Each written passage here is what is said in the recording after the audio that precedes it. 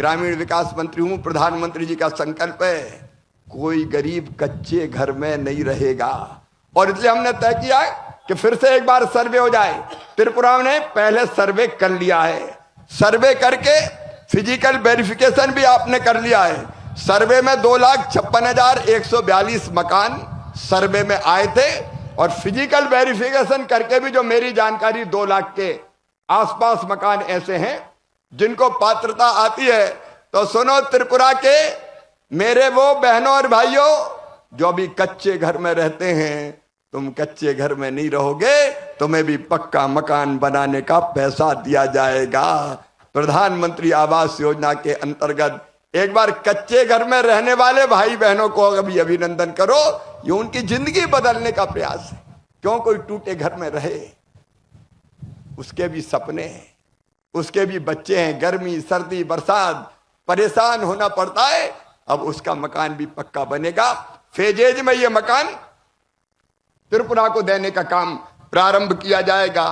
PM जनमन की सड़कें भी आपने बहुत ढंग से पूरी की है, वो भी आपने पीएम जनमन के मकान भी 17,217 में से स्वीकृत करके 16,781 बना दिए, उसके लिए भी धन्यवाद। पुरानी सड़कें आपकी पूरी हो गई है। अब नई सड़कें जो आपने 109 बसाहटों को जोड़ने के लिए दिया है वो स्वीकृति के अंतिम चरण में, अगली बार जब आऊंगा तो उसका स्वीकृति पत्र भी आपको देने आऊंगा, ताकि बचे हुए गांव जो अभी पक्की सड़क से नहीं जुड़े हैं उनको पक्की सड़क से जोड़ने का काम किया जा सके। और मेरी दीदी लखपति दीदी जो बैठी है, जो अभी लखपति नहीं बनी, स्व सहायता समूह का बहुत बेहतर काम चल रहा है और एसएचजी मेड प्रोडक्ट्स भी मैं यहां देख रहा हूं सामने। सुनो दीदियों, इस बजट में एक काम और किया गया है। आप अच्छा अच्छा सामान बनाती हो, लेकिन उस सामान को बेचने के लिए कई बार अच्छा प्लेटफॉर्म बाजार नहीं मिलता। अब इस बजट में ये प्रावधान किया है, हर जिले में दीदियों एक सी मार्ट खोला जाएगा।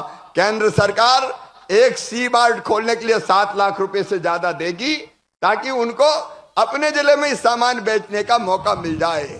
बहनों, आपकी जिंदगी बदलना भाजपा की सरकार का सबसे प्रथम कर्तव्य है और इसलिए एक ने अनेकों योजनाएं बनी।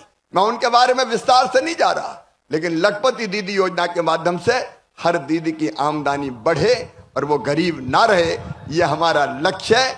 और इसके पूर्ति के लिए त्रिपुरा सरकार दिन और रात काम कर रही है। इसके लिए भी मैं मुख्यमंत्री जी और उनकी टीम का अभिनंदन करता हूं। मटेरियल कंपोनेंट की आपने बात कही है, जल्दी से जैसे ये बजट होता है मटेरियल कंपोनेंट का पैसा भी डॉक्टर साहब भेज दिया जाएगा, ताकि कोई दिक्कत और परेशानी ना आए।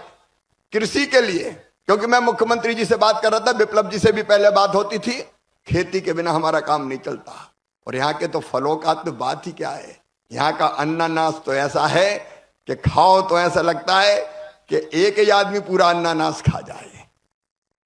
डॉक्टर साहब, हमने ये तय किया है कि वैसे तो बहुत अच्छा काम एग्रीकल्चर के क्षेत्र में हो रहा है, लेकिन एक विशेष रोड मैप त्रिपुरा की खेती के लिए बनाया जाएगा। उसके लिए हिंदुस्तान के टॉप के साइंटिस्ट की, वैज्ञानिकों की, कृषि विशेषज्ञों की टीम, किसान भाइयों, त्रिपुरा आएगी, यहाँ की सॉइल देखेगी, यहाँ की मिट्टी का परीक्षण, यहाँ की एग्रो क्लाइमेटिक कंडीशंस देखेगी और उसके आधार पर त्रिपुरा की कृषि के रोड मैप को और बेहतर बनाने के लिए काम कैसे किया जा सकता है। डॉक्टर साहब, हम आपसे निवेदन करेंगे और किसानों की आमदनी बढ़ाने में आपके साथ मिलकर कोई कसर नहीं छोड़ेंगे।